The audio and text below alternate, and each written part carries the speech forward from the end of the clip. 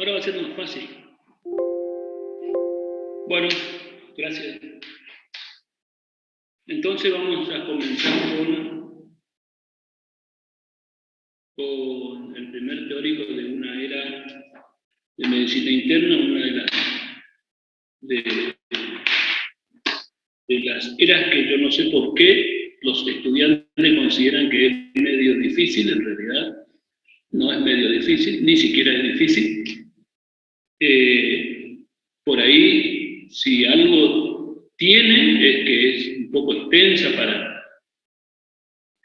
para los tiempos que ustedes están acostumbrados a manejar, pero si tienen alguna base fisiológica, no les va a costar mucho. Es decir, por lo tanto, de vuelta vuelvo a insistir en que deben repasar fisiología, y seguramente le va a ser un poco bastante más llevadero, y van a entender tal vez algunas cosas de forma más precoz y más rápida. La otra cosa que también tienen que tener presente, o por lo menos ir a buscar desde el punto de vista del conocimiento, recordar todo lo que tenga que ver con lo semiológico. En esta era nosotros nos basamos mucho en los hallazgos semiológicos de casi todos los grandes síndromes o las entidades clínicas, digamos, de la cardiología. Y hablando de esto, bueno, recordar los soplos, las características de los soplos, el pulso, la semiología del pulso, ¿no? Dentro de lo semiológico, y por supuesto que dentro de lo semiológico también recordar, qué sé yo, el latido de punta, las características del latido de punta, la ocultación pulmonar en determinadas enfermedades cardiológicas, bueno, la cianosis, que son todas cosas que forman parte de un conocimiento global y mucho más amplio, digamos, que no es estrictamente lo cardiológico. Así que repasen lo de semiología, y lo que vaya quedando en duda o vaya quedando no muy claro desde lo que nosotros podamos aportarle acá en estas charlas, que son muy distantes, aunque hay algunos que parece que están bien concentrados, otros parece que no tanto. Lo que vaya quedando no muy claro, les voy a pedir por favor que pregunten a través de la plataforma o acá, en esta instancia, cuando nos vemos así cara a cara, por lo menos les veo a unos cuantos, les veo la cara. Así que vamos a comenzar. Este teórico, esta charla va a tratar acerca de las valvulopatías, de algunas valvulopatías. Yo creo que las más importantes desde el punto de vista de la repercusión orgánica y sintomática, y desde el punto de vista de la incidencia en cuanto a la cantidad de personas que la padecen. Entonces, recordando las válvulas cardíacas, ¿se acuerdan ustedes que tenemos la función de las válvulas son orientar el flujo, impedir el reflujo, orientan el flujo con un gradiente mínimo, ¿no? E impiden el reflujo. Y tenemos dos grupos de válvulas, ¿no? Que son las auriculoventriculares y la sigmoidea aórtica y pulmonar, y las auriculoventriculares mitral y tricular. Por supuesto que hablando de afectación, puede ser en cuanto a orientar el flujo, serían las estenosis, y en cuanto a impedir el reflujo, serían las insuficiencias. Así que nosotros dijimos que tenemos dos grupos de válvulas, ¿no? Las auriculoventriculares y las sigmoideas. Y fíjense ustedes, en sístole, ¿qué es lo que pasa? Las auriculoventriculares están cerradas porque tienen que estar abiertas la sigmoidea aórtica y pulmonar, ¿no? Al revés, ¿no? Disculpe, doctor. Si usted está mostrando un power, nosotros no lo estamos viendo. ¿No están viendo? No. No, doctor.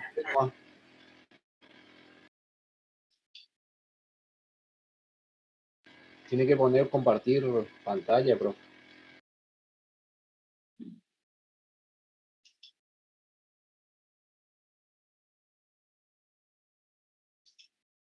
¿Ahí? Ahí sí. Ahora sí, doctor. Bueno, entonces, fíjense ustedes, insisto, en lo que pasa, las auriculoventriculares están cerradas para impedir el reflujo, ¿sí? La tricúspide y la mitral, y la sigmoidea aórtica y pulmonar están abiertas para orientar el flujo. Por supuesto que esto en sístole, los ventrículos se están contrayendo y hay un gradiente de presión entre la cavidad ventricular y el tracto de salida aórtico pulmonar.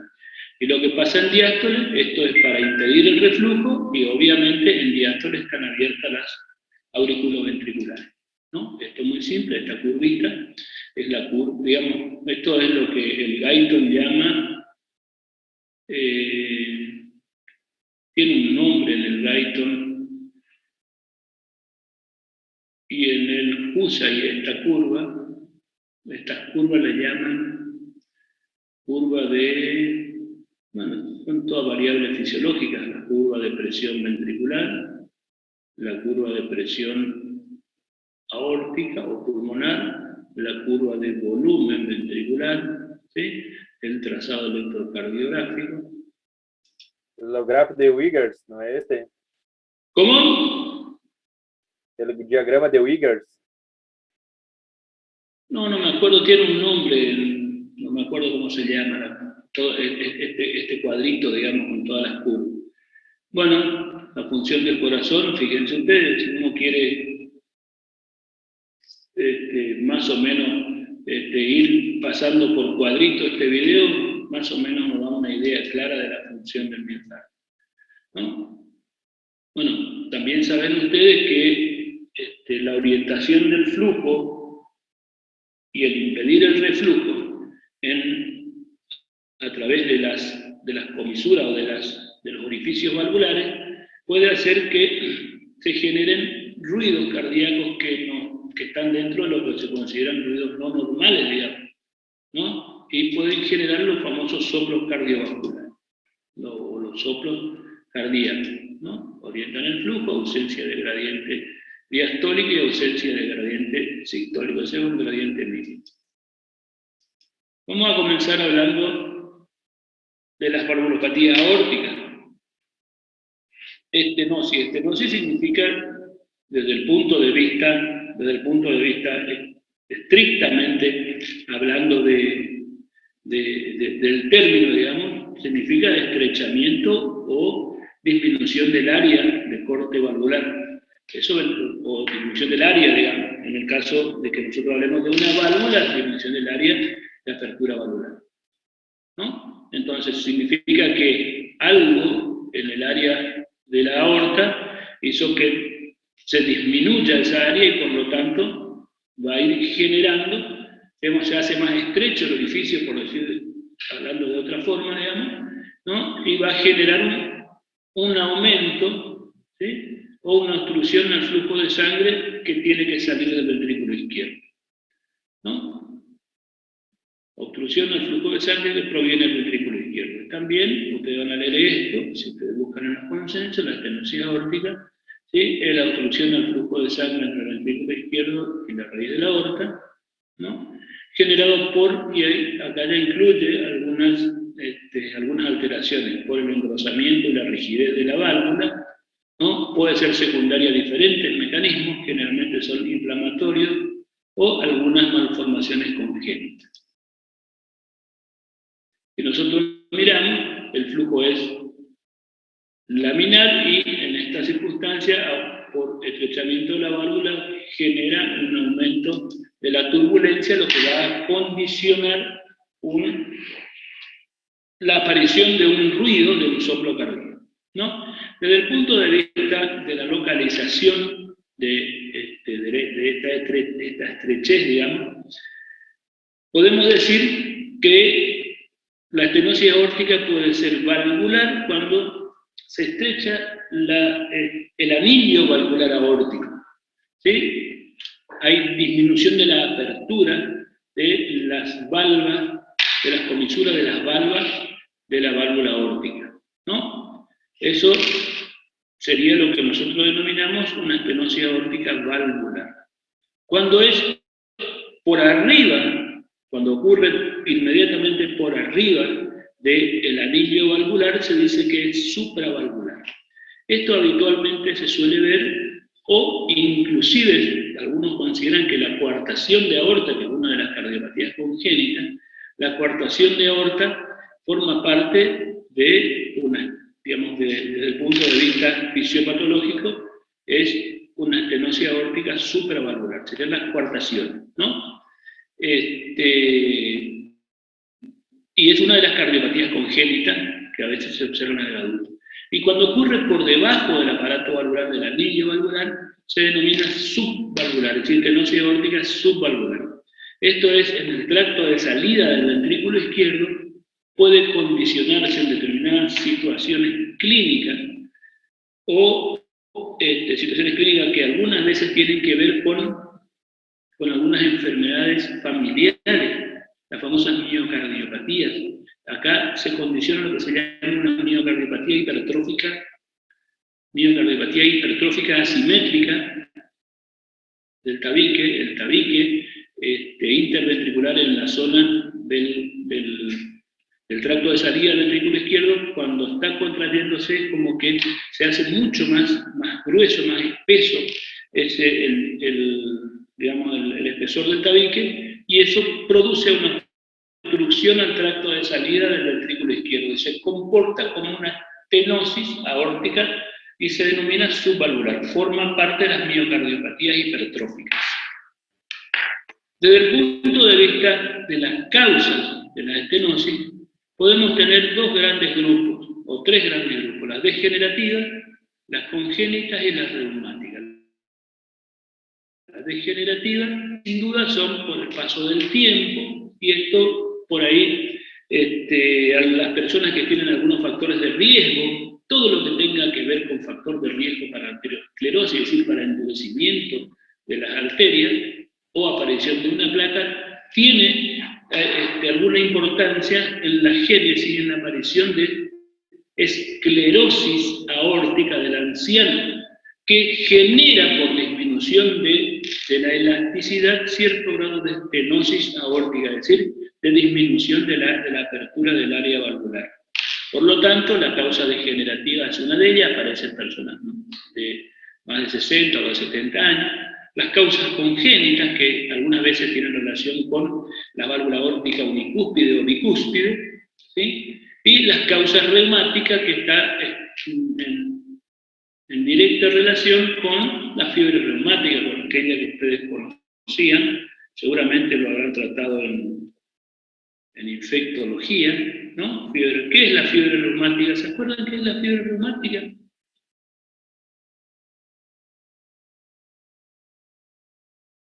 En microbiología habrán visto fiebre reumática.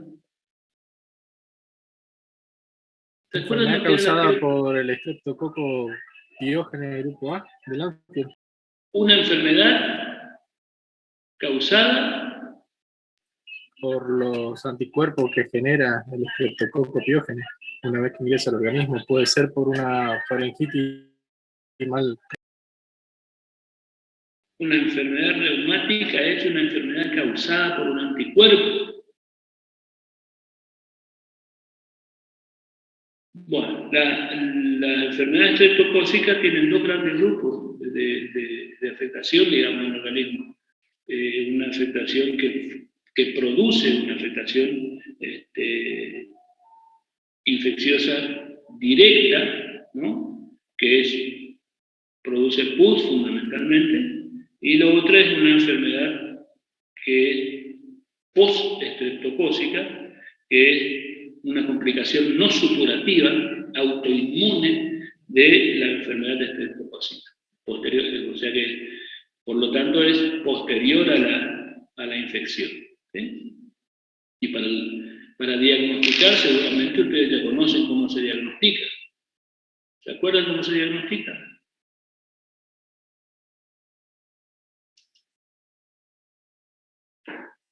¿No se acuerdan cómo se diagnostica la fiebre reumática? La fiebre reumática afecta a personas de, bueno, entre los 12... ¿Con los anticuerpos ASTO puede ser? ¿Por lo qué? ¿Por los qué? ¿Los anticuerpos? ASTO. ASTO. Lo que te dicen los anticuerpos, ASTO, es que la persona tuvo una infección por estreptococo. No te dice que tiene una fiebre reumática.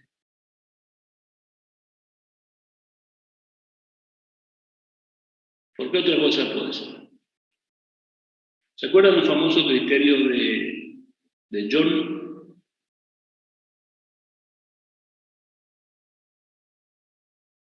Que son Artritis, carditis, corea, nódulos subcutáneos Fiebre. ahí. No, fiebre no. fiebre. Artritis, carditis, corea, nódulos subcutáneos y eritema marginado. Son los 5 criterios mayores y criterios menores. Criterios menores son la fiebre, esos son los criterios. Con 2 criterios mayores se diagnostica fiebre reumática. Bueno, vamos a parar acá. Seguramente va a haber una clase donde se hable de fiebre reumática, pero y si no hay, ustedes tienen que repasar porque está en el programa. Y con la fiebre reumática, como secuela tardía, después de más de 15 años de tener un episodio de fiebre reumática, sobre todo los que tienen carditis, acuérdense, los que tienen fiebre reumática y hicieron carditis, ¿sí? Seguramente van a tener como secuela una afectación valvular, la estenosis aórtica, y cuando la estenosis aórtica viene como consecuencia de una enfermedad reumática, siempre se asocia no es una estenosis aórtica pura, sino que es una estenosis aórtica con una insuficiencia aórtica, eso se llama enfermedad aórtica, ¿sí? Cuando está relacionado con la fiebre reumática, no es una estenosis pura. Y se asocia además a estenosis mitral, habitualmente a estenosis mitral o a estenosis tricuspide. Entonces, las causas degenerativas congénitas reumáticas. De acuerdo a la edad de presentación, nosotros podemos ver que si tiene clínica de estenosis aórtica en menos de 30 años, tenemos que sospechar que la causa sea congénita. ¿Sí? Y cuando es de más de 30 y menos de 70, puede tener relación con las calcificaciones degenerativas. Acá hablamos de válvula aórtica bicúspide o reumática, ¿no? Pero cuando es reumática, habitualmente hay afectación de más de una válvula. Eso también tiene que tener presente. Y además, cuando es reumática, la afectación aórtica está relacionada con la doble lesión aórtica, es decir, con la estenosis y la insuficiencia.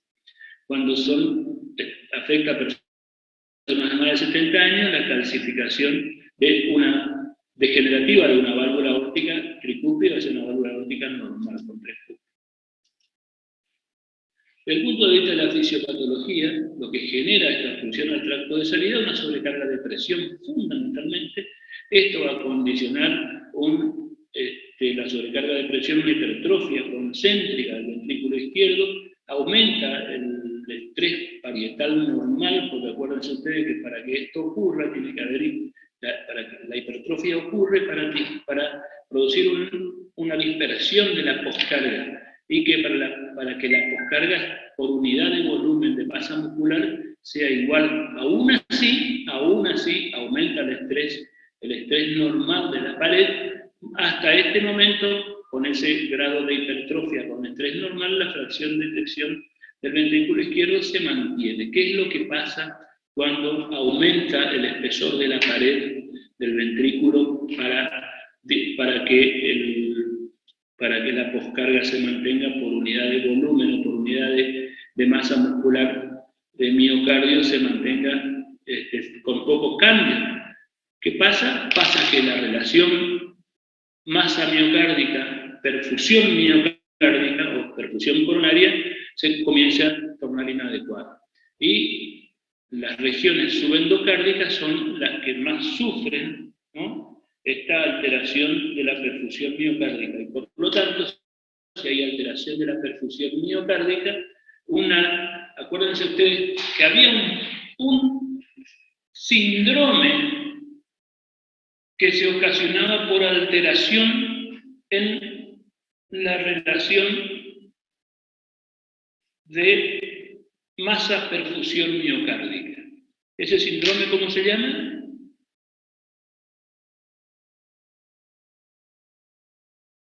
Síndrome coronario. Que algunos lo consideran un síntoma. O que también a veces es referido como un síntoma. Sería el síndrome coronario agudo.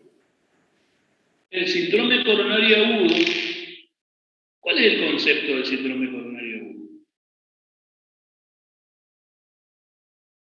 Que tiene que tener 3 características.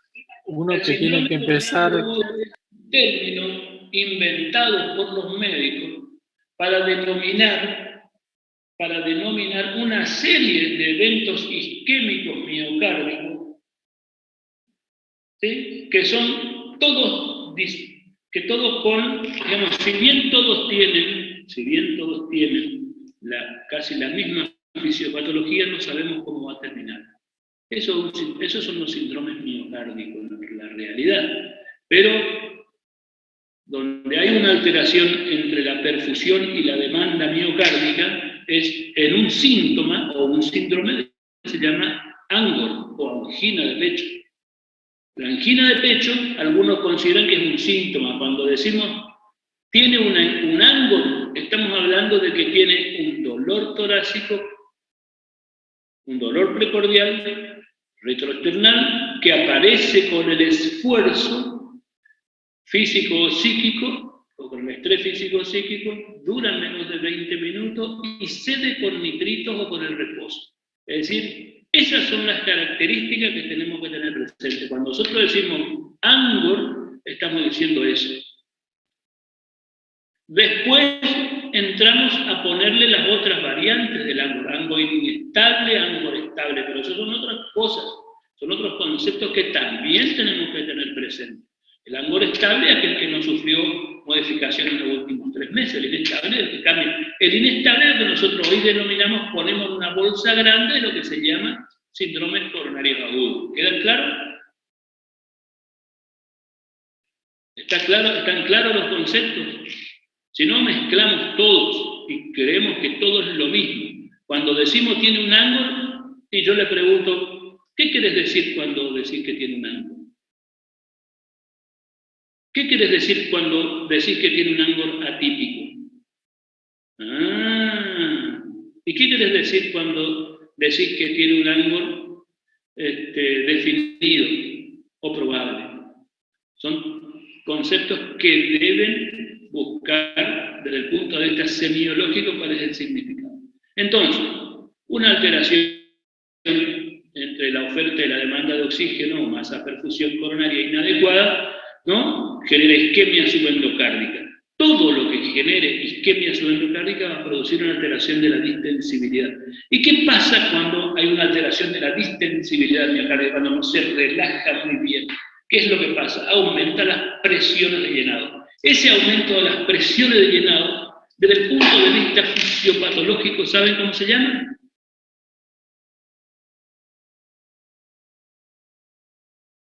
Algunos no dicen nada, pero hacen gesto.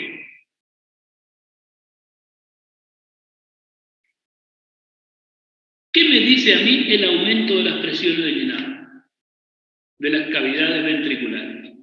Desde el punto de vista fisiológico, ¿qué me dice?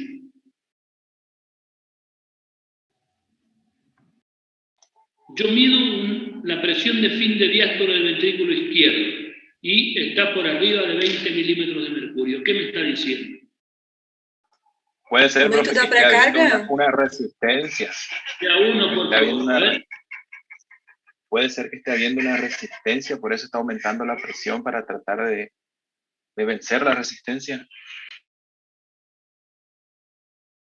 Si aumenta la presión es porque hay más resistencia, pero ¿qué significa eso? Aumento da pré-carga? Aumento de la pré-carga. ese es el significado, eso es lo que, digamos, esa es la variable fisiológica, pero ¿qué me está significando desde el punto de vista funcional? Que la válvula está... Que la válvula no me cuesta. En relación de fin de diástole no hay ninguna válvula. Bueno, les dejo como inquietud para que vayan y se van a dar cuenta en el cuarto teórico cuál es el significado. Mira, vos eso quería decir. Bueno, les dejo como inquietud para que vayan buscando la variable fisiológica, ¿no? Entonces hay una alteración de la distensibilidad. ¿Qué pasa? Porque esto sigue progresando en la historia natural. Comienza a dilatarse porque sigue habiendo aumento de presión, sigue aumentando el estrés parietal, y la poscarga, ya en este caso sí aumenta mucho la poscarga, y es donde comienza a haber disminución de la fracción de eyección. Entonces, con esta valvulopatía vemos que al final de la historia natural de cualquier afectación miocárdica, de cualquier afectación cardíaca, y en este caso una afectación estructural de una válvula, termina con insuficiencia cardíaca, ¿sí? Entonces, esto es lo que tenemos que tener bien claro desde el punto de vista fisiopatología. ¿Cuál es la fisiopatología de la estenosis aórtica? Bueno, la estrechez del orificio, la disminución del área valvular aórtica, que puede ser por debajo de la válvula, en la válvula o por arriba de la válvula, va a generar un aumento, una sobrecarga de presión con hipertrofia ventricular, alteración del índice de oxigenación miocárdica y alteración de la distensibilidad, inicialmente con la fracción de eyección conservada. Posteriormente continúa la sobrecarga de presión, comienza a haber dilatación y cae la fracción de eyección, y terminamos en 2 etapas con clínica de insuficiencia cardíaca. Desde el punto de vista clínico, entonces, ¿cuáles son las manifestaciones que podemos ver? Los síntomas, fíjense ustedes, aparecen generalmente cuando el orificio valvular está por debajo de 1 centímetro cuadrado o por debajo de 0,7 centímetros cuadrados por metro cuadrado de superficie corporal. Cuando indexamos a la superficie corporal, ¿sí?, es por debajo de 0,7 centímetros cuadrados el área de apertura de válvula aórtica. Esto también, cuando aparecen los síntomas en este contexto, ya sabemos que la estenosis aórtica, digamos, el orificio valvular está por debajo de 1 centímetro cuadrado. Bueno, aparece el ANGO por una alteración entre la oferta y la demanda de oxígeno, generalmente en las regiones subendocárdicas. El otro elemento que aparece es la disnea de esfuerzo, secundaria aumento de la presión diastólica, ¿sí? Disnea de esfuerzo, que puede ser progresiva con distintos grados de afectación, y aparecen signos de insuficiencia cardíaca. Y el otro elemento clínico es el síncope de esfuerzo. El síncope de esfuerzo puede aparecer en cualquier etapa evolutiva, generalmente aparece después del ANGO, puede aparecer el síncope de esfuerzo, y tiene que ver con que cuando las personas hacen actividad física o hacen algún esfuerzo físico, siempre en el territorio muscular que trabaja hay vasodilatación. Y hay vasodilatación, y acuérdense que el orificio valvular no permite aumento del volumen minuto, son muy restrictivas. Entonces, como no permite un aumento grande del volumen minuto, lo que pasa es que al haber vasodilatación en un territorio muscular, se produce una caída del flujo cerebral. Y la caída del flujo cerebral es lo que condiciona el síncope, es un desajuste por vasodilatación, por gasto cardíaco fijo. Desde el punto de vista clínico, esta es la historia natural de la estenosis aórtica, y desde el punto de vista de cuáles son los hallazgos en el examen físico, nosotros tenemos que el pulso arterial, ¿cuáles son las características del pulso?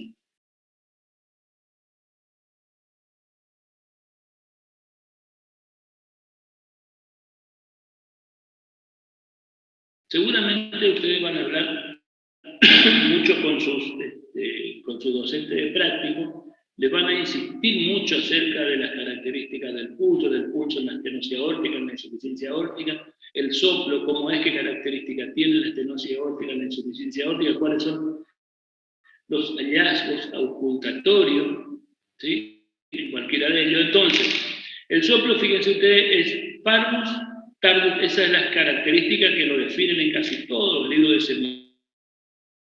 semiología, los libros de medicina interna, es decir, tiene una amplitud disminuida, ¿sí? O sea, una amplitud baja, ¿no? Y la velocidad de ascenso es lenta, En el cuello se oculta un soplo sistólico o un frémito, un soplo sistólico que tiene alguna particularidad desde el punto de vista del fonograma, digamos, que parece es romboidal, se le dice, o parece un diamante también, ¿sí? Desde el punto de vista del choque de punta, tiene un choque de punta hipertrófico o sostenido. A la ocultación se oculta el primer ruido cardíaco, que puede ser habitualmente normofonético, se escucha un clic. Acuérdense que ustedes cuando escuchamos el primer ruido cardíaco es en el primer tercio de la sístole. Después del primer ruido cardíaco hay un periodo de contracción isovolumétrica sistólica hasta que se abren las válvulas sigmoidea, aórtica y pulmonar. Cuando se abren las sigmoidea, aórtica y pulmonar es que aparece el clic de detección. El clic es sistólico, es por apertura de esas válvulas, ¿no? Inmediatamente después de esto comenzamos a escuchar un soplo que es en ascenso y descenso, ¿no? Que es mesosistólico, habitualmente mesosistólico. Y cuando se va estrechando, cuando se va cerrando más el orificio valvular, es mesotelesistólico. Y vamos a ver ahora más tarde, en un fonograma, cuál es la característica de este soplo cuando se va haciendo cada vez más severa la obstrucción al tracto de salida del ventrículo izquierdo. El soplo eyectivo en el ápice o en el borde parasternal izquierdo, en el segundo espacio intercostal izquierdo. ¿Qué es esto? Segundo espacio intercostal izquierdo. ¿Cómo le denominamos a ese lugar?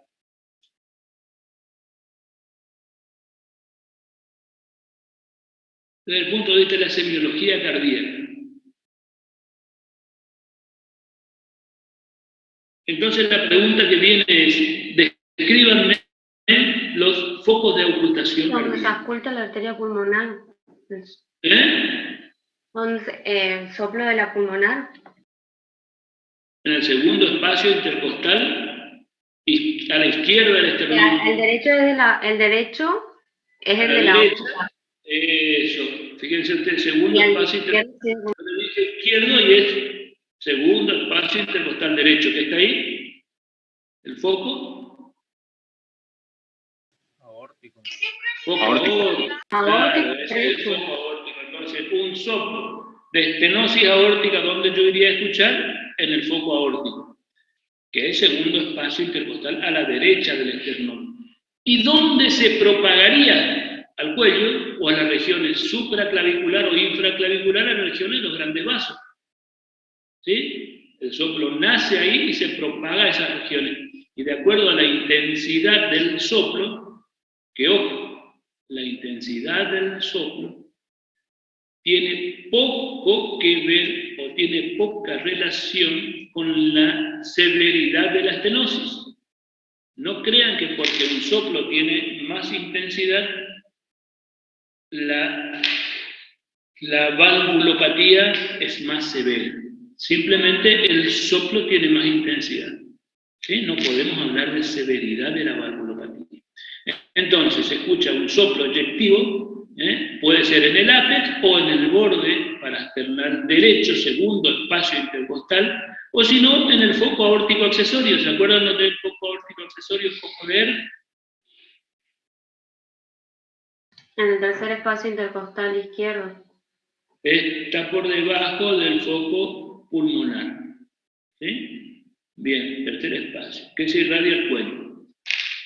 Entonces, esas son las características ocultatorias. La evolución natural es asintomática durante mucho tiempo, la estenosis aórtica.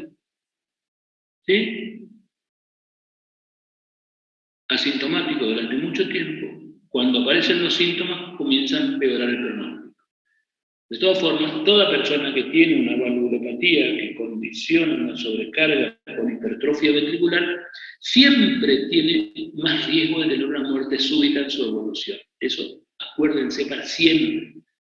No se olvide, ¿sí?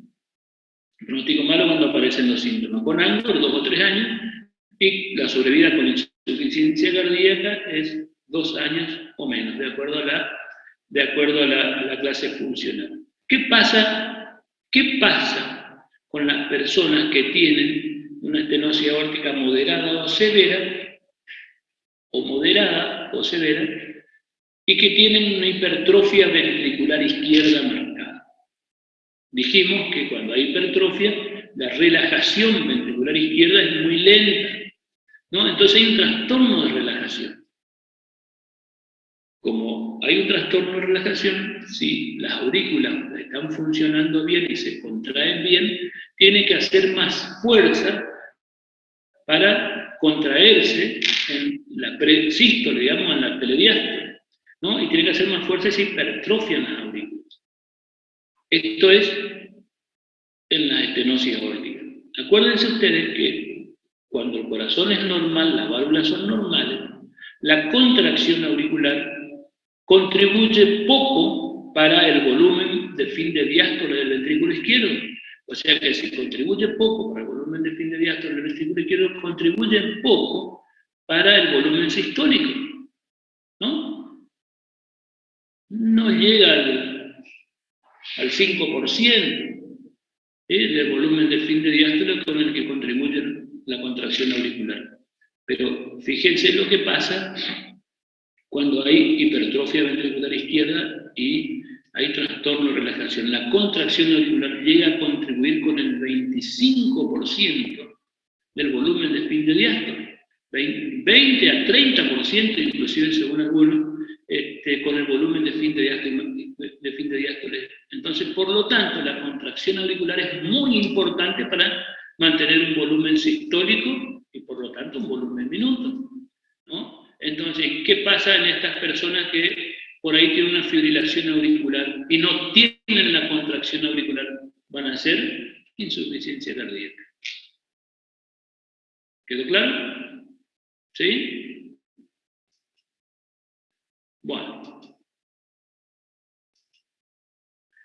Bueno, para hacer el diagnóstico, obviamente que tenemos que buscar un cuadro clínico que esté relacionado con el síncope, con el Angor o la disnea, que son, fíjense ustedes, manifestaciones clínicas, pacientes que consulta porque al caminar 200 metros o apurarse cuando va caminando, comienza a tener una opresión precordial, ¿no? O una opresión precordial. Se sienta o descansa un poquito, dura 15 minutos o menos y desaparece la opresión. Eso es un Angor definido, ¿sí? Entonces, consulta con Angor o síncope o disnea, y en el examen físico nosotros encontramos que tiene, bueno, buscar el pulso, que tiene las características que habíamos dicho, Parvus Turner, ¿no? El examen físico del APES tiene un APES que es hipertrófico, también se llama APES en cúpula, ¿no? Escuchamos el soplo sistólico y a veces signo de insuficiencia cardíaca. Los signos de insuficiencia cardíaca, tercer y cuarto ruido, taquicardia, rales, ¿no? Rales crepitantes en las dos bases de los pulmones. Esos son signos de insuficiencia cardíaca. A veces nosotros le preguntamos, ¿qué signo de insuficiencia cardíaca puede decirme ahí? Soplo. El soplo no es un signo de insuficiencia cardíaca. El soplo es signo de una valvulopatía, no de insuficiencia cardíaca. Ah, sí, pero la valvulopatía puede llevar a la insuficiencia cardíaca, sí. Pero yo te pedí signo de insuficiencia cardíaca, no de una valvulopatía que me lleve a la insuficiencia cardíaca. ¿Queda claro cuál es el razonamiento? ¿No? Entonces, signo de insuficiencia. En el electrocardiograma que vamos a ver, dijimos que desde el punto de vista miocárdico había hipertrofia del ventrículo izquierdo, entonces en el electrocardiograma vamos a encontrar signos de hipertrofia ventricular izquierda o bloqueo completo de rama izquierda. En la radiografía de tórax, en la estenosis aórtica, hay pocos hallazgos en la silueta cardiovascular sí se puede ver, ¿no? Pocas alteraciones cardíacas, sí se puede ver una dilatación de la raíz aórtica, en algunas circunstancias calcificaciones valvulares o del aparato valvular, eso se puede llegar a observar en la radiografía de tórax, pero pocas alteraciones, y lo único que suele ver una dilatación postestenótica de la aorta, digamos, de la raíz de la aorta. El ecocardiograma, otro método complementario para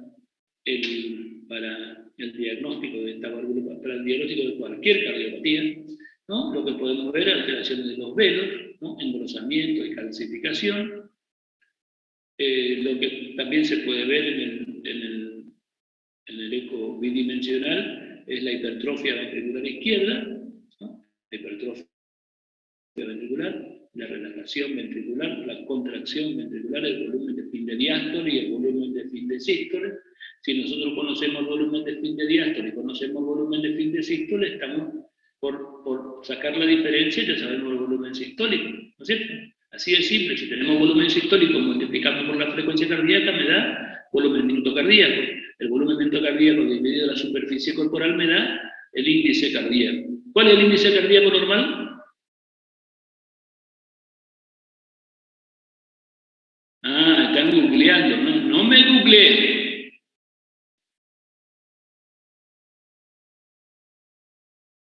Alessandra, ¿lo encontraste o no? No, Aranda Ana Paula. ¿Cuál es el índice cardíaco normal?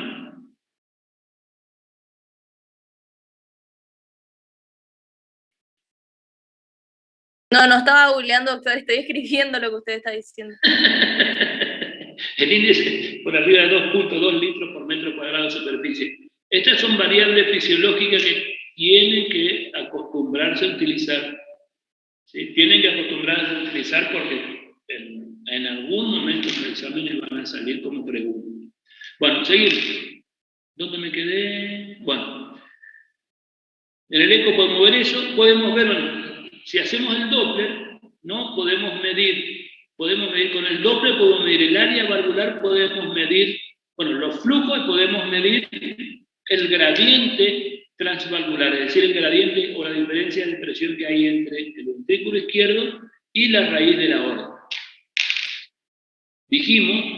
Habíamos dicho inicialmente que una válvula normal orienta el flujo con un gradiente mínimo. Siempre hay un gradiente del lugar de más presión al de menos presión para que el flujo vaya hacia ese lugar. Pero ¿qué pasa si se estrecha el orificio? Aumenta mucho la presión y hay diferencia de presión entre el lugar de mayor presión y el de menor presión para orientar el flujo.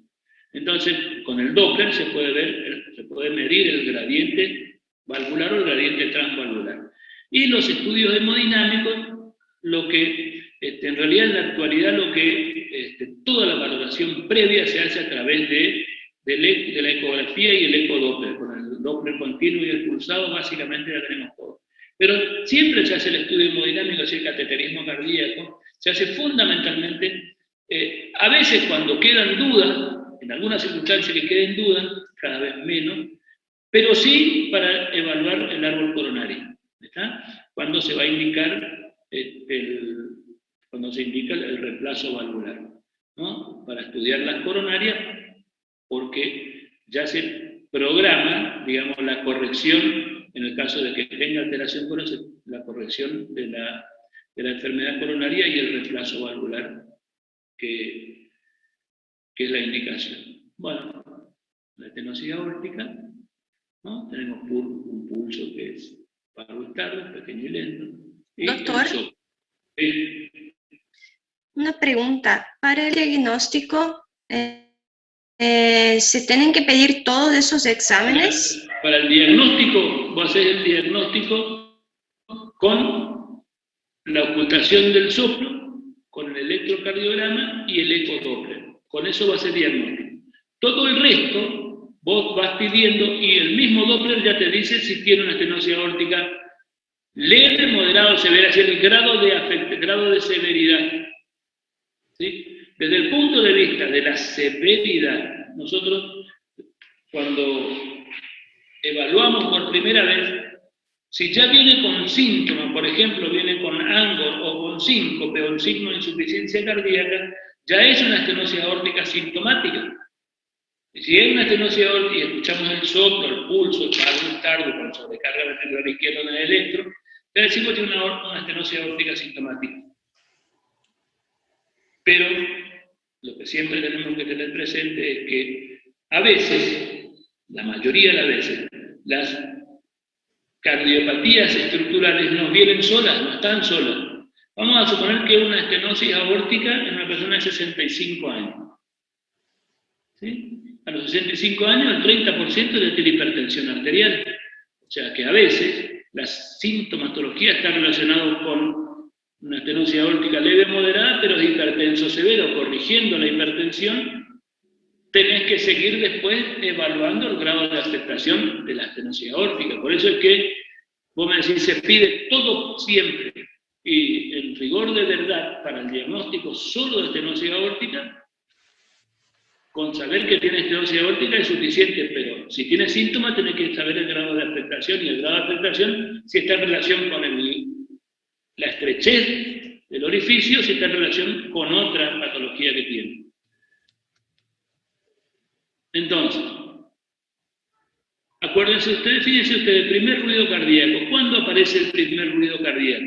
0.04 a 0.06 segundos después de la onda R del electrocardiograma.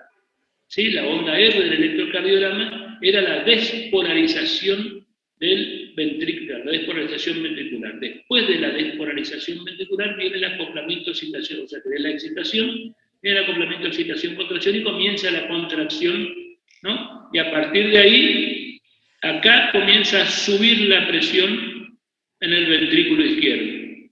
Cuando la presión, ¿no? Cuando comienza a subir, ¡tac!, se cierran las válvulas auriculoventriculares. Sube la presión y se abre la sigmoidea aórtica. Ahora vamos a ver la curvita, ¿no? Dijimos clic de apertura o chasquido de apertura, como quieran llamarle. Algunos llamamos clic a lo sistólico y chasquido a lo diastólico, pero de apertura valvular, y comienza el soplo que tiene esta forma, que es tipo en diamante, ¿no? Y a partir de ahí, cuando disminuye el periodo de expulsión rápida, cuando se igualan las presiones, se cierra la... A ver si se escucha este. No, no se escucha. Bueno. Fíjense, esto es lo que yo les decía hoy. Normalmente, cuando escuchamos, el corazón lo escuchamos, el primer ruido, el segundo ruido cardíaco, y del segundo ruido cardíaco a su vez tiene dos componentes, el componente aórtico y el componente pulmonar. ¿Sí? El componente pulmonar es el que está después del componente aórtico, ¿no? Esto es una estenosis aórtica leve a moderada. ¿Y qué pasa en la estenosis aórtica severa? La sístole ventricular izquierda se hace tan larga que el segundo ruido cardíaco, el componente aórtico del segundo ruido cardíaco, sobrepasa al componente pulmonar. Y entonces hay un desdoblamiento del segundo ruido cardíaco, que se llama el desdoblamiento paradójico del segundo ruido cardíaco, ¿no? El desdoblamiento fisiológico es cuando hay hipertensión pulmonar. Hay un desdoblamiento fijo del segundo ruido. ¿Por qué? Porque cuando inspiramos no se juntan. Se llama desdoblamiento fijo del segundo ruido cardíaco en la hipertensión pulmonar. Acuérdense ustedes. Y en la estenosis valvular aórtica severa se desdobla en forma paradójica. ¿Por qué? ¿A qué le llamamos desdoblamiento paradójico? Que el componente aórtico del segundo ruido cardíaco aparece después del componente pulmonar del segundo ruido cardíaco. ¿Soy claro en la explicación? Porque por ahí parece que hablo mucho y no soy muy claro. ¿Sí? ¿No hablan ustedes? Y a ti parece que hace una ceñita, no es. ¿Eso significa que está bien? ¿Me están escuchando o no? ¿Se entiende bien, doctor? Sí, doctor.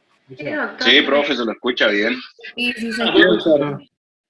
sería bueno que yo les escuche a ustedes, por eso, sobre todo cuando pregunto, bueno, en el electrocardiograma, ¿no? Lo que se ve siempre es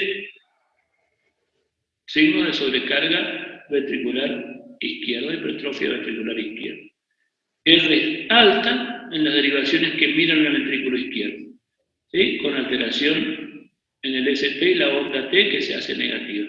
Y ondas S profundas en las derivaciones que miran al ventrículo derecho. ¿Cuáles son las derivaciones electrocardiográficas que miran al ventrículo izquierdo? B1 a BL, B5 a B6. ¿Cuáles son las derivaciones que miran al ventrículo derecho? ABR, B1, B2 y B3. La dilatación postestenótica, que habíamos dicho en la radiografía de tórax, ¿no? Se suele ver. El resto, fíjense ustedes que la relación cardiotorácica y la silueta cardíaca tienen los dos arcos y los tres arcos del lado derecho y del lado izquierdo, ¿sí? Con una relación cardiotorácica que no supera los 0,5. ¿Cuál es el tratamiento de la estenosis aórtica? En primer lugar, prevenir. Hay que hacer una prevención de endocarditis infecciosa. Si la causa de la estenosis fue una fiebre reumática, hay que tratar de prevenir un nuevo episodio de fiebre reumática. De acuerdo a la severidad de la clínica y a la severidad de la afectación valvular, control periódico para seguimiento sobre el grado de repercusión sobre el ventrículo izquierdo. Y acá sí, ¿se acuerdan que habíamos hablado de un gradiente? Ahora vamos a mirar una curvita después de este slide. Hay la misma curva, esa del Gaitor, que yo no me acordaba cómo se llamaba. A eso le llamaban, lo que le falta abajo le llamaban fonomecanocardiograma, o fonoelectromecanocardiograma, así se llama. Por lo menos en mi época, capaz que ahora cambiaron de nombre. Bueno, entonces, con un gradiente transvalvular de más de 50, fíjense que más o menos 50 milímetros de mercurio, ¿sí? Asintomático, hay que limitar los esfuerzos físicos. Es decir, cuando el gradiente está por debajo de 50 y son asintomáticos, limitar los esfuerzos físicos y control cada 6 o 12 meses. Fíjense ustedes la importancia de medir el gradiente.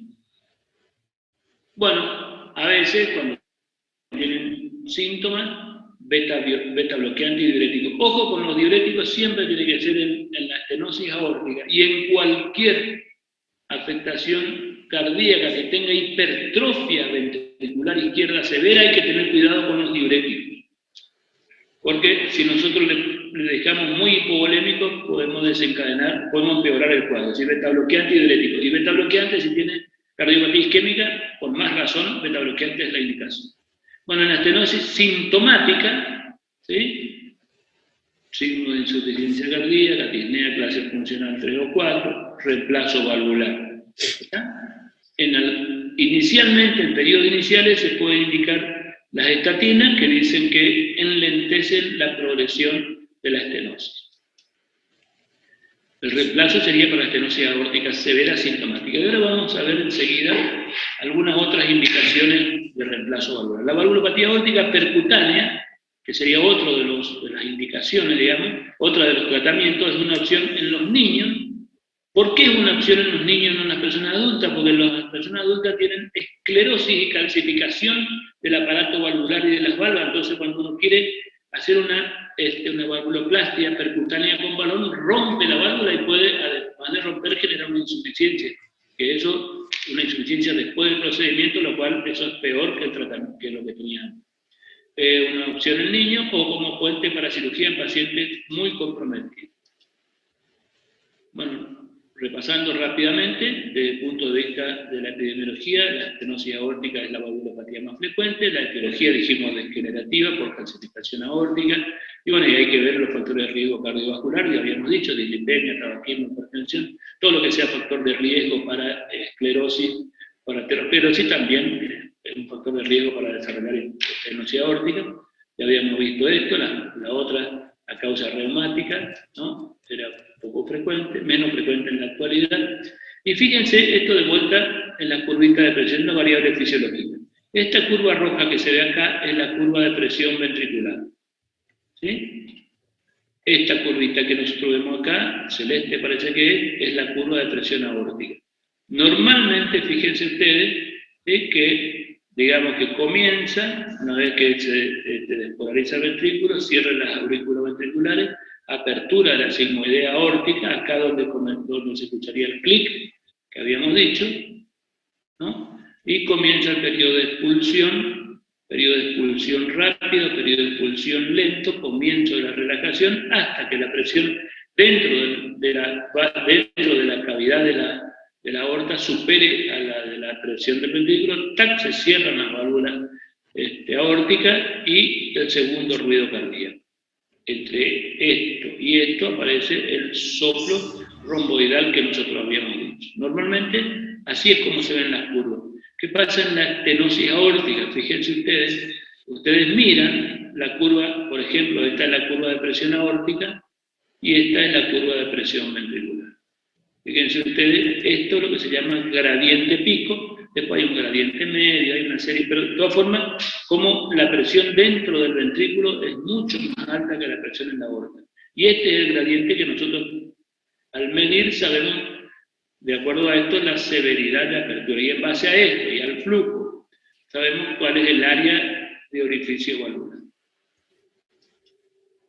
Bueno, normalmente con un área de menos de 0,5 centímetros cuadrados por metro cuadrado de superficie corporal, por área valvular ya hablamos de estenosis aórtica severa. Por clínica, cuando tiene síntomas de estenosis aórtica. Y por gradiente, cuando el gradiente supera los 70 milímetros de mercurio. Por supuesto que también hay otras variables que se ven en la actualidad, por ejemplo, la fracción de eyección, creo que no vamos a entrar, pero sí por lo menos esas tres cosas que nos tienen que tener presente. Bueno, el gradiente sistólico es muy aumentado entre el ventrículo izquierdo y la aorta. También esto nos sirve como repaso de la fisiopatología, ¿no? Bueno, aumento de la poscarga, esto es toda la fisiopatología de la estenosis aórtica, ¿no? Ojo, ¿no? Ojo con el soplo. Porque si el soplo disminuye de intensidad no me dice o si escuchamos un soplo con una intensidad 1 o 2, no me dice que la estenosis aórtica es leve o moderada. Porque puede ser una estenosis aórtica muy severa en la cual el ventrículo ya no tiene más fuerza para contraerse, o sea que la caída de la fracción de eyección hace que disminuya la intensidad del soplo. Aún teniendo una estenosis aórtica muy severa, ¿no? Bueno, usted disminuye el gasto cardíaco, esto es importante. Bueno, siempre que una valvulopatía conlleva un fallo diastólico, una contracción auricular adecuada es muy necesaria y contribuye hasta a veces con el 30% llenado al trémulo izquierdo en diálogo.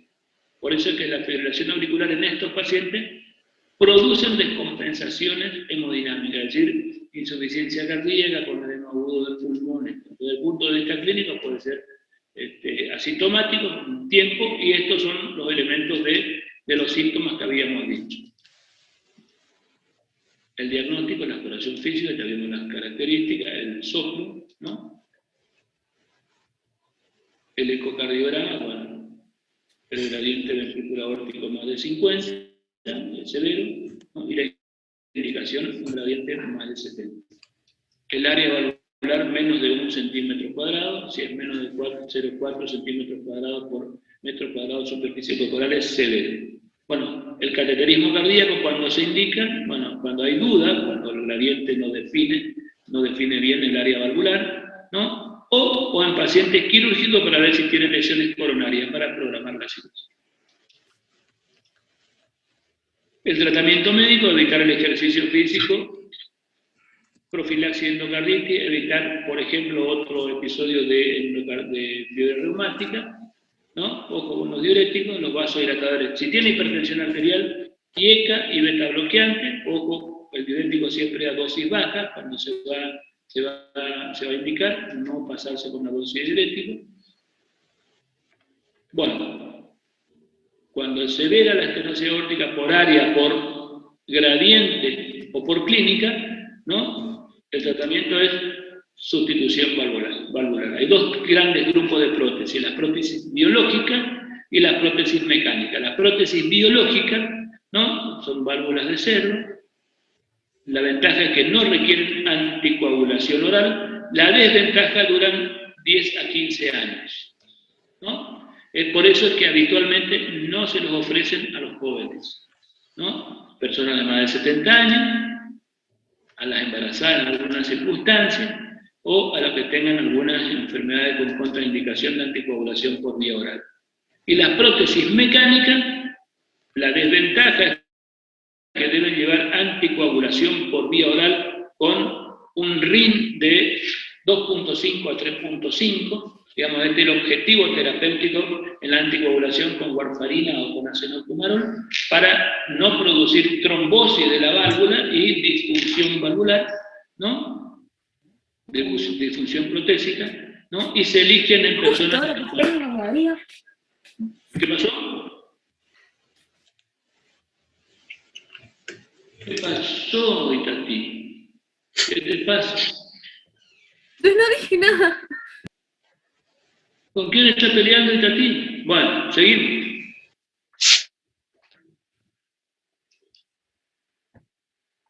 Criterios hemodinámicos de gravedad, bueno, ya dijimos que la estenosis por gradiente menos de 50 es leve, y más o menos se asume que el área valvular es esta, moderada entre 50 y 70, y grave más de 70 milímetros de mercurio. Rápidamente vamos a pasar esto. La estenosis aórtica severa sintomática es quirúrgica, y asintomática con un gradiente más de 70 es quirúrgica. Fíjense ustedes que a veces son asintomáticos y tienen un gradiente de más de 70, ¿sí?, con una fracción de dirección. Acá en este caso la fracción de dirección del ventrículo izquierdo es raro cuando esté menos de 50, pero es quirúrgico, ¿no? Se propone el reemplazo valvular. Bueno, asintomáticos, niños con obstrucción grave, valvuloplastía percutánea, ¿no? Por supuesto que habíamos dicho que es porque tienen poca esclerosis, poco calcio, ¿verdad? Bueno, el resto de los pacientes con estenosis aórtica asintomática, ¿sí?, tratamiento médico y evitar. Bueno, fíjense ustedes que en la actualidad el intervencionismo avanza, y desde hace unos 5 o 6 años atrás, ¿sí?, se puede colocar prótesis, ¿no?, los famosos TAVI, que le dicen los cardiólogos, colocación de prótesis aórtica percutánea por vía femoral, ¿no?, indicado en pacientes con alto riesgo quirúrgico o los que rechazan la intervención quirúrgica. Vamos a discutir un casito. Un paciente de 74 años de edad, sintomático, con diagnóstico de estenosis aórtica severa, estenosis aórtica severa, degenerativa, calcificada, que conlleva ritmo sinusal y la función ventricular izquierda dentro de parámetros normales. ¿Cuál cree usted que sería la actitud terapéutica más correcta? A ver, uno que opine. ¿No está indicada la intervención por su avanzada edad? Estaría indicada la intervención, pero esperando al deterioro de la función ventricular izquierda. Está indicada la intervención para plastia valvular, es decir, una valvuloplastía o una dilatación con balón. Está indicada la intervención quirúrgica para sustitución valvular aórtica por una prótesis mecánica y posterior anticoagulación oral de por vida. ¿O está indicada la intervención quirúrgica para sustitución valvular aórtica por una prótesis? Debe ser biológica. ¿Cuál sería la respuesta? Mirá, Casoni se fue a un morro. Casoni se fue a un morro, se fue a la costa del mar. ¿Por qué te fuiste? Es la 5, indicación quirúrgica con la prótesis biológica por la edad del paciente. ¿Tiene indicación quirúrgica? ¿Esta es la indicación? ¿Está indicada por su avanzada edad? No, la 5, indicada por ser una estenosis severa y... Está indicada la intervención para sustitución. Bien. ¿Cuál es el tratamiento de elección en la estenosis aórtica sintomática?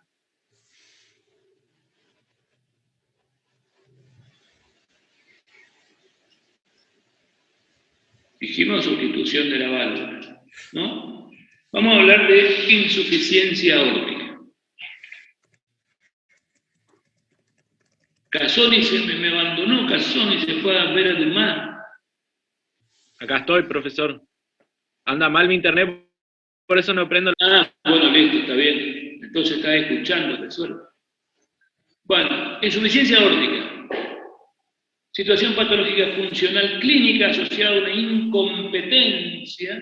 incompetencia de la válvula aórtica. Es decir, durante la diástole, ¿no?, hay un volumen de sangre que vuelve a ser ventrículo izquierdo. Normalmente habíamos visto nuestro corazoncito así, y cuando miramos esto, fíjense que durante la relajación como comienza a volver sangre ahí. Así que hay una incompetencia diastólica de la válvula, ¿no? Las etiologías son fiebre reumática, 60%, endocarditis infecciosa, degeneración mixomatosa, síndrome de Marfan. ¿Qué es el síndrome de Marfan?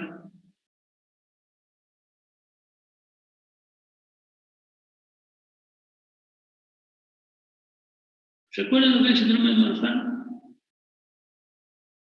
Una colágenopatía. ¿Afecta al colágeno? Colágenopatía. Mirá vos cómo me complican la vida. Ustedes, yo pensé que ya no me complicaría más nadie la vida a esta altura. Uno dice es una colágenopatía, el otro dice que afecta al colágeno. Es decir, si afecta al colágeno es una colágenopatía. Pero pueden creer que no está definida como una colágenopatía, porque las colágenopatías son, desde el punto de vista de la medicina internacional, una enfermedad autoinmune. Es una alteración genética del colágeno. La síntesis del colágeno.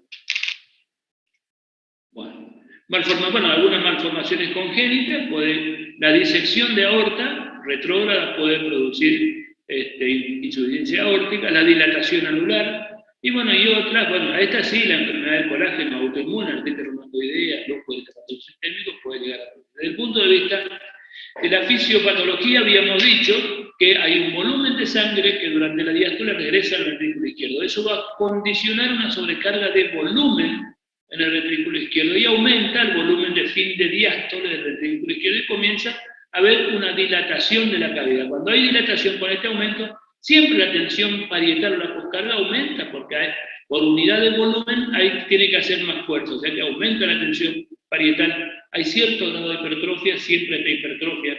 Con la dilatación esto tiene un límite, hasta ese límite va condicionando lo que se llama remodelado ventricular. Cuando comienza a haber este famoso remodelado ventricular, comienza a haber deterioro de la función sistólica. La insuficiencia aórtica es una de las valvulopatías que inicialmente cuesta mucho diagnosticar hasta que da síntomas. No es como la estenosis aórtica. La estenosis aórtica, digamos, el médico pone el estetoscopio en el pecho y le escucha el soplo. La insuficiencia aórtica hay que pensar en el soplo, hay que escuchar y poner atención después del segundo ruido cardíaco, porque es muy, muy tenue el soplo diastólico. Acuérdense ustedes que en la estenosis aórtica el soplo era sistólico, en la insuficiencia aórtica el soplo es diastólico. El sistólico de la estenosis aórtica es proto-mesosistólico y el diastólico de la insuficiencia aórtica es protosistólico. Bueno, seguimos. Desde el punto de vista de la sintomatología, los síntomas son habitualmente secundarios, aumento del volumen cardíaco, y esto es otra cosa. La sobrecarga de presión condiciona una hipertrofia con muy poco agrandamiento cardíaco. La sobrecarga de volumen condiciona agrandamiento y siluetas cardíacas muy grandes, ¿sí? Todas las valvulopatías con sobrecarga de volumen condicionan siluetas cardíacas. ¿Sí? Entonces, aumento del volumen cardíaco y del volumen sistólico, insuficiencia coronaria. ¿Por qué insuficiencia coronaria? ¿Por qué le parece a ustedes que la insuficiencia aórtica va a depender, digamos, puede condicionar insuficiencia coronaria o alteración del flujo coronario? Porque o llenado de las coronarias está en diástole. No te escuché, de Tomaso. Porque lo llenado de las coronarias se da en la diástole. Porque cuando la insuficiencia aórtica es severa, la presión diastólica disminuye mucho, disminuye por debajo de 40 milímetros de mercurio. Entonces, la condición de la fisiológica de la perfusión coronaria se realiza más durante la diástole que durante la sístole. Y si la presión diastólica es muy baja, la perfusión coronaria va a disminuir. Esa es la explicación, sí. Bueno, y también puede tener insuficiencia cardíaca. Desde el punto de vista de los síntomas, puede tener palpitaciones, puede tener ambos, la palpitación por aumento del volumen cardíaco, el latido cardíaco, es decir, percepción del latido cardíaco es la palpitación.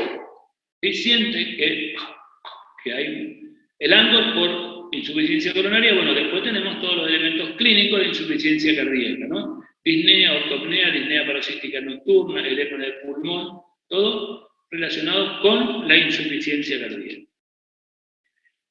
El examen físico de un paciente con insuficiencia aórtica vamos a encontrar, acuérdense ustedes, en la estenosis era pulso parvus-táganos. Acá se llama pulso Magnus Celer o pulso Celer o Magnus Celer, que es de ascenso rápido, ¿no? De ascenso rápido y descenso rápido, pulso de Corrigan también se llama, ¿no? Y algunos lo llaman con la característica de ser el martillo de agua, ¿no? Magnus Celer. Se puede ver la danza arterial del cuello, es decir, vemos el baile arterial del cuello. El baile arterial del cuello suele ocasionar lo que se llama el signo salutatorio de Bousset o el signo del perico, también le llaman, ¿no? La presión arterial diferencial aumentada, ¿no? Puede condicionar el signo capilar de Quick. Nosotros presionamos la uña, ¿sí? Y vemos que la parte roja y blanca van cambiando de lugar de acuerdo a la sístole y la diástole, ¿no? El choque de punta habitualmente dijimos condiciona corazones con un gran de volumen, entonces se desplaza hacia abajo. ¿Dónde normalmente se palpa el ápex? El ápex normal, ¿dónde se palpa?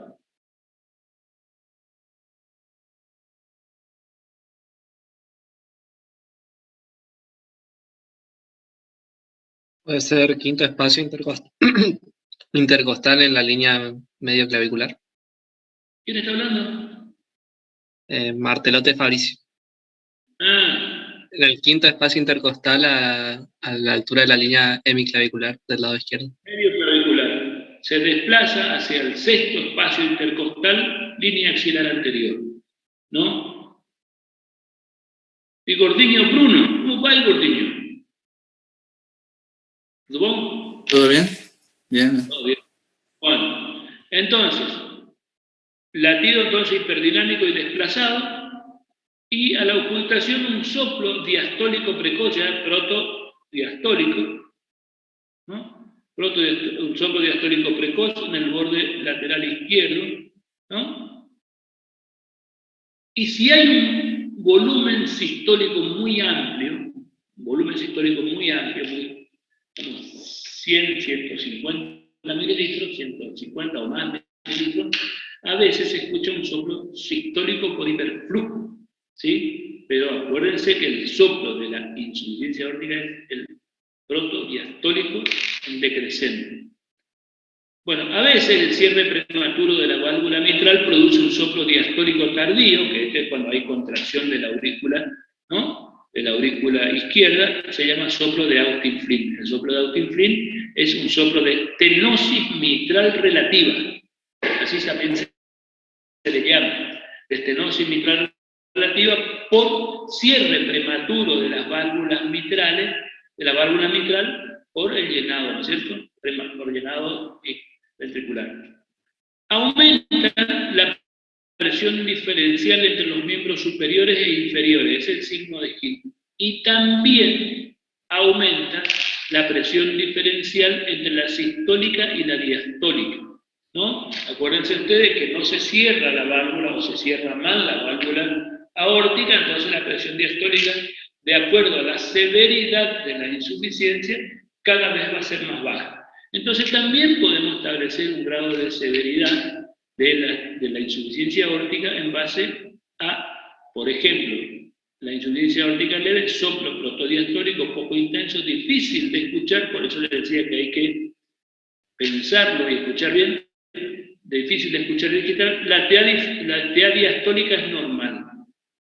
Insuficiencia aórtica moderada, soplo protodiastólico decreciente, TA diastólica entre 40 y 60 milímetros de mercurio, con una sistólica que se va a 120, a 150, a 160 milímetros de mercurio. Y la insuficiencia aórtica severa, todo el cortejo sintomático con una tensión diastólica por debajo de 40 milímetros de mercurio. Y todo el resto de los signos aleatorios de Musse, signos de King, y hay una serie de otros signos más, ¿no? Que también se pueden describir. Historia natural y complicaciones, largo periodo asintomático, la insuficiencia aórtica tiene un periodo asintomático que es muy largo. Bueno, cuando inician los síntomas, ¿cuáles son? Bueno, disnea, signo de congestión pulmonar, traduce un deterioro de la función contráctil, es decir, cuando comienza a caer la fracción de eyección. Muy importante el diagnóstico temprano de la caída de la fracción de eyección para la indicación quirúrgica. Desde el punto de vista del diagnóstico, entonces, buscar síntomas, signos, disnea, palpitaciones, tratar de ocultar bien, ¿no? Anamnesis y examen físico, buscando los elementos clínicos que habíamos dicho. El electrocardiograma, vamos a ver también sobrecarga ventricular izquierda, con ondas T muy altas positivas en las primeras etapas, ¿no? Posteriormente las T se vuelven negativas y el QRS se comienza a ensanchar, comienza a tener cierto grado de bloqueo de rama izquierda, ¿no? La radiografía de tórax, esto sí, cardiomegalia, siempre en la valvulopatía con sobrecarga de volumen hay cardiomegalia, insuficiencia aórtica e insuficiencia mitral. Dilatación de la raíz aórtica y puede haber signos de congestión pulmonar. En el ecocardiograma, gran valor diagnóstico y para el seguimiento y para la toma de decisiones. Bueno, acá vemos lo mismo, los velos, las valvas, digamos, vemos la dilatación de las cavidades y la fracción de eyección.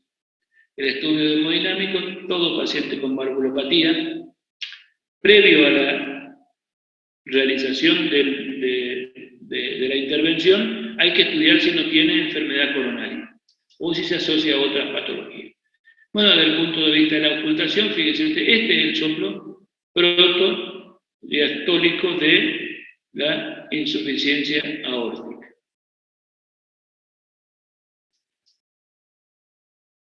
Para repasar, porque esto seguramente en algún momento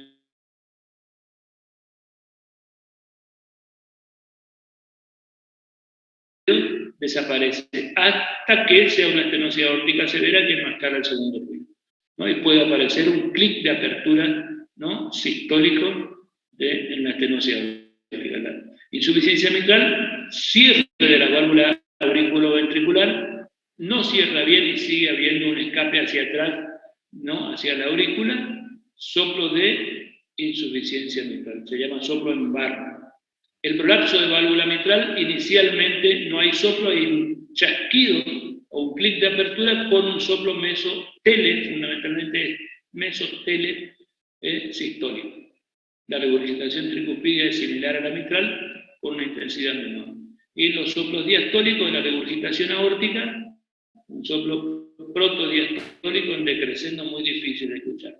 Y en la estenosis mitral, el chasquido, ¿no? De apertura mitral, periodo llenado rápido, sería el soplo mesotele, y cuando hay ritmo sinusal, la contracción auricular que genera un soplo telediastólico o presistólico.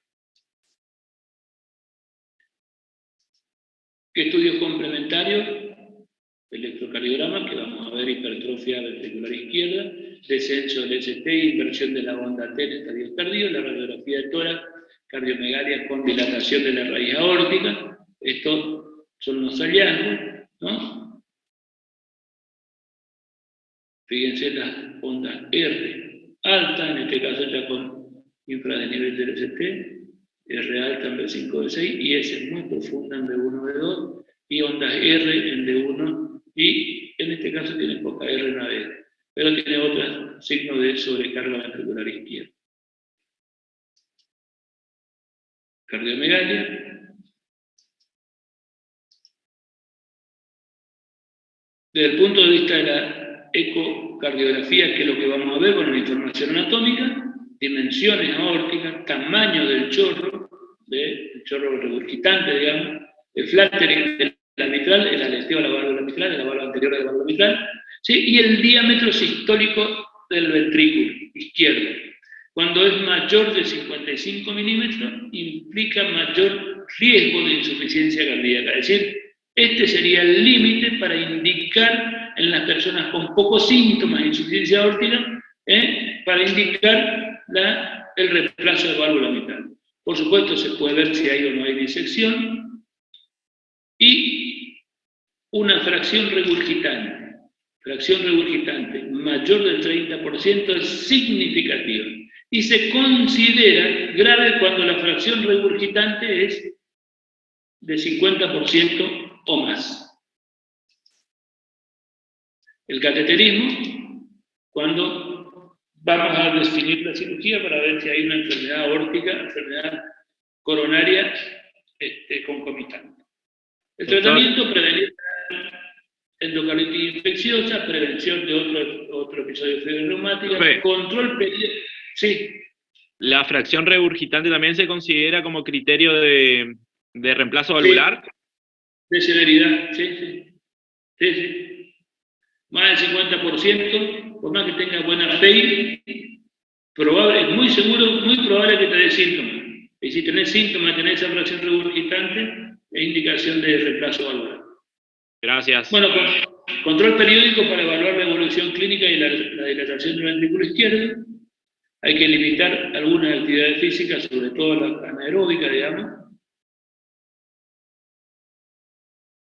Vasodilatadores nifedipina reduce la progresión de la insuficiencia, y después si tiene otra alteración, por ejemplo vascular, hipertensión arterial o algún otro, tratar como se debe tratar, ¿no? Enalapril, diurético, dioxina cuando tiene retorno de la función ventricular, y el tratamiento definitivo es el reemplazo valvular. ¿Cuándo se indica el reemplazo valvular? Bueno, cuando aparecen los primeros síntomas de aumento de la presión auricular izquierda, disnea o ango, dilatación ventricular izquierda progresiva, el diámetro sistólico 50 milímetros de mercurio, más de 50 ya habíamos dicho, y cuando la fracción de eyección está por debajo del 50%, suele tener mala evolución, es decir, que no hay que esperar que tenga caída de la fracción de eyección, porque la evolución postoperatoria no es la que nosotros esperamos, digamos, posterior.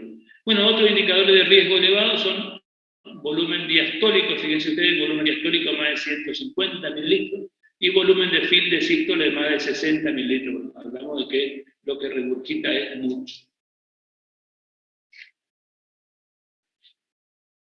Las indicaciones quirúrgicas de la insuficiencia aórtica crónica, no, ese paciente con insuficiencia aórtica crónica grave, sintomático, acuérdense ustedes, sintomático, disneo ango, atribuible a la disfunción valvular independientemente de la función ventricular.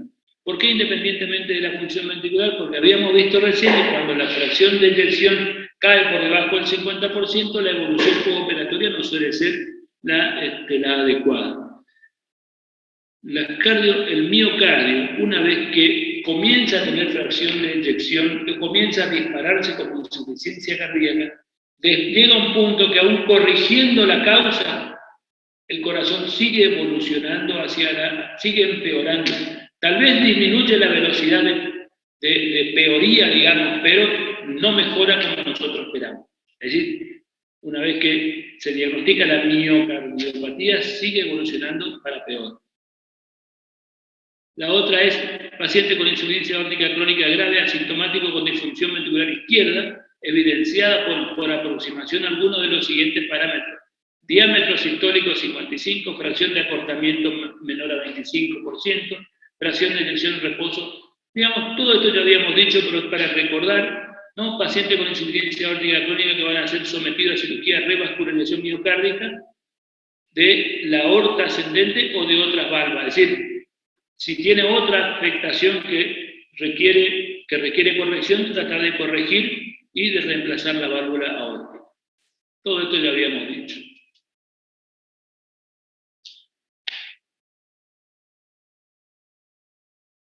¿Alguna pregunta?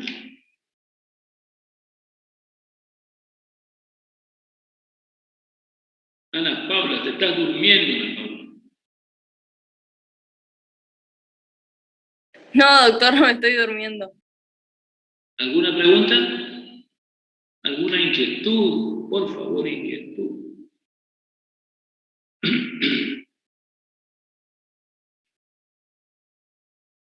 Bueno, vamos a hablar 5 minutos entonces de la estenosis pulmonar. Profe, yo tengo una pregunta. En el caso de que no se pueda hacer la cirugía, o sea, ¿qué se hace? En los casos en que no se pueda hacer el tratamiento médico, tratar la clínica de la insuficiencia cardíaca, lo mismo en cualquier otra valvulopatía. Lo que pasa es que algunas otras valvulopatías tenés otras alternativas, digamos. Por ejemplo, si yo el TAVI, colocar un TAVI, hace 15 años atrás, cuando tenía una paciente de 85 años con una estenosis aórtica severa sintomática, o más edad, 90 años, con estenosis aórtica severa sintomática, y tenía que tratarle médicamente y, por decirlo de alguna manera, mirarle cómo se muere. Hoy tenés alternativas, ¿no? Colocar una válvula endoprotésica por colocación a través de una arteria, digamos, y suelen tener buena evolución. En la insuficiencia aórtica, cuando se dispara la miocardiopatía y ya se diagnostica, digamos, la afectación miocárdica, no la estructural que llevó a una afectación miocárdica, lo que hay que tratar es la clínica de la insuficiencia cardíaca. Y no queda otra alternativa. Como decir, no se puede hacer tal cosa. Cada vez más nosotros llegamos antes a las enfermedades. No hay que esperar, no sé si ustedes han visto ahí, que la mayoría dice, por ejemplo, estenosis aórtica asintomática, con gradiente de 70. Es decir, ni tiene síntomas, ni tiene clínicas de insuficiencia cardíaca, y vos por un parámetro funcional le indicaste el reemplazo valvular. Se trata de llegar antes de que tenga la clínica y se trata de llegar antes de que se convierta en una enfermedad miocárdica genuina la afectación valvular. Entonces se reemplaza y la evolución es totalmente distinta. También viste que en la insuficiencia aórtica, cuando la fracción de eyección disminuye por debajo del 50%, independientemente de la fracción regurgitante, la evolución postoperatoria es distinta. Es decir, no hay que esperar, no es la que se espera, no hay que esperar a que lleguen a esos parámetros o a esas manifestaciones clínicas para indicarle el reemplazo valvular. ¿Cuál era que preguntó? ¿Quién era que preguntó? Yo, profe, gracias. Bueno, vamos a hablar de estenosis pulmonar. Bueno, puede definirse como la oclusión al vaciado ventricular derecho debido a la incapacidad de la válvula pulmonar para abrirse normalmente, ¿no? El área de las válvulas cardíacas, por ejemplo, el área valvular de la aorta es de 4 centímetros cuadrados. Y comienza a haber manifestaciones cuando... Qué interesante esto, ¿no? Me acuerdo que a mí me enseñaban que La estenosis aórtica era leve cuando era más de 2 centímetros cuadrados, moderada cuando el área era de 1 y 2, y severo cuando el área de válvula aórtica era menos. Fíjense ahora cómo te lo enseñamos así. Lo mismo de la estenosis mitral. Ahora hablamos de otros parámetros, porque hace 30 años atrás, cuando yo estudiaba medicina, no habían todos estos elementos para medirle en forma no cruenta, digamos, a los pacientes. Bueno, esta es la parte de algo de historia para que ustedes se enteren. Bueno, entonces, se define entonces como la obstrucción al vaciado ventricular del lecho debido a la incapacidad de la válvula pulmonar para abrirse normalmente durante la sístole, obviamente, ¿no?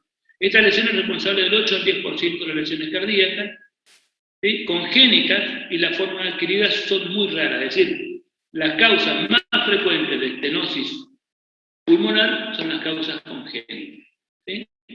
Desde el punto de vista de la etiología, entonces, congénita, la válvula unicúspide, ¿no? Puede ser acomisural o unicomisural, bicúspide o tricúspide displásica. Puede haber una displasia de la válvula pulmonar, entonces,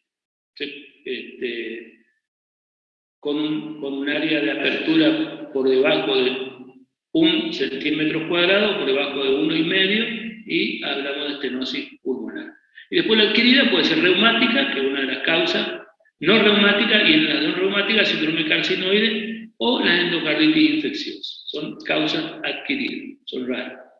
Desde el punto de vista de la fisiopatología, bueno, desde el punto de vista de la fisiopatología no va a ser muy distinto de la estenosis pulmonar, de la estenosis aórtica. Una sobrecarga pura de presión, ¿no? Se caracteriza por una dificultad lenta y progresiva al vaciado del ventrículo derecho, o sea que va a haber clínica de sobrecarga ventricular derecha, ¿no? La severidad hemodinámica de esta enfermedad se correlaciona con el grado de sobrecarga de la cavidad ventricular, ¿no? Y esta se debe a varios factores. Este grado de severidad se debe al tamaño del orificio valvular, es uno de los elementos más importantes a los cuales tenemos que tener presente, al gradiente transvalvular pulmonar,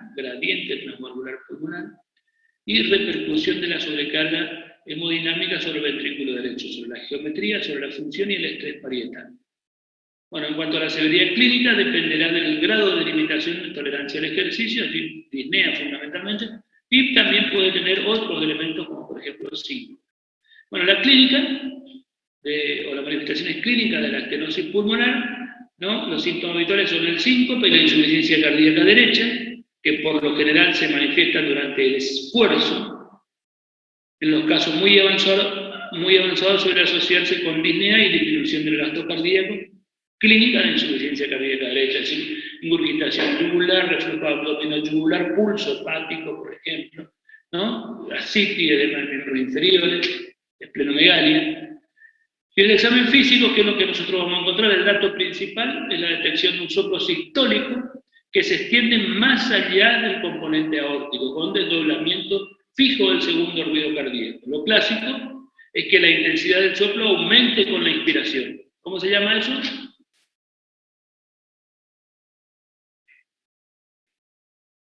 ¿Cómo se llama esa maniobra y ese hallazgo? ¿De Valsalva? ¿Cómo? ¿La de Valsalva? No, la Valsalva es otra cosa. El desdoblamiento del segundo ruido. No. Bueno, tarea. Tienen 3 tareas le dejé para la próxima, para que hablen con su jefe de trabajo práctico. Bueno. La de Carvalho. ¿Carvalho cuánto? Rivero Carvalho. Rivero Carvalho. No sé, a lo mejor se llama así, pero averigüen bien por las dudas. Bueno, en los pacientes con estenosis pulmonar congénita es posible, escuchar un clic, digamos, que habitualmente no se detecta en los pacientes con estenosis adquirida, el clic de apertura, digamos, ¿no? Bueno, en los pacientes que tienen estenosis severa es posible escuchar un cuarto ruido derecho, ¿no? En especial cuando la presión del ventrículo derecho se halla alrededor de 50 milímetros de mercurio. ¿Cuál es la presión normal del ventrículo derecho?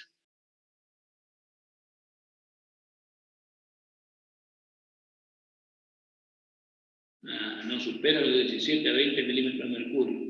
Por arriba de 35 de hipertensión pulmonar. Bueno, también se pueden hallar signos de congestión venosa sistémica, que habíamos dicho, los signos de congestión venosa sistémica. Los estudios complementarios, el electrocardiograma, ¿no? En sujetos con estenosis leve, el electro puede ser normal. Bueno, sin duda que en los pacientes con estenosis moderada severa siempre hay signo de sobrecarga ventricular derecha. La radiografía de tórax, aunque la estenosis sea severa, la silueta cardíaca suele ser normal, pero fíjense ustedes, los hallazgos mayores suelen ser, bueno, las arterias pulmonares generalmente se dilatan.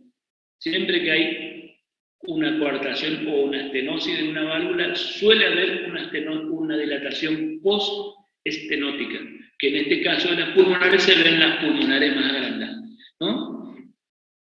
El ecocardiograma puede ver el movimiento anormal de las valvas, ¿no? Y si tienen cambios o no degenerativos, podemos ver bien. El cateterismo permite confirmar el ascenso de la presión sistólica del ventrículo derecho mayor a 35 milímetros de mercurio, es decir, signo de hipertensión pulmonar. Bueno, yo voy a seguir hasta acá nomás. La próxima vamos a hablar de la insuficiencia y de las otras valvulopatías que nos quedan.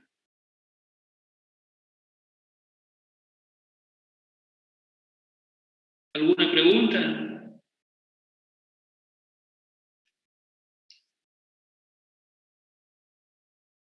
Porque hoy es miércoles.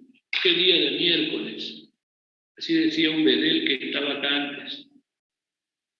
Y es miércoles. ¿Alguna pregunta? ¿Alguna inquietud? Gordiño Branco. Gordiño Bruno, ¿no? No tengo duda ahora. Bueno. Pinarello, ¿dónde está Pinarello que recién estaba?